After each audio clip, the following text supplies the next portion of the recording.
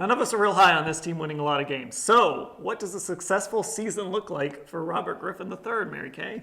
Well, you know what? I think, first of all, he has to do something other than just hit the long ball. He's got to be able to distribute the ball all over the field, intermediate, short, check downs. He's got to show that he can function from within the pocket and do both things well, run the read option and also operate from within the pocket. If he can do that, then I think that he can be a successful quarterback in the NFL moving forward.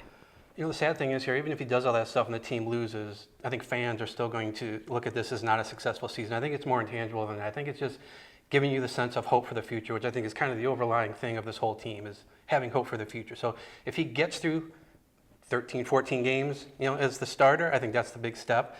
Doing those little things like you mentioned is important, but giving the fans a sense of hope for next year is a successful season, I think. He's got to stay on the field for 16 games. That's a big one. We don't know if he can do that. Like you said, he's got to move the football. He's got to be able to sustain drives. And frankly, he's got to prove that he can be a leader. He's saying all the right things right now, but what happens when things start going wrong? Is he going to point fingers? Is he going to say the wrong things in the media?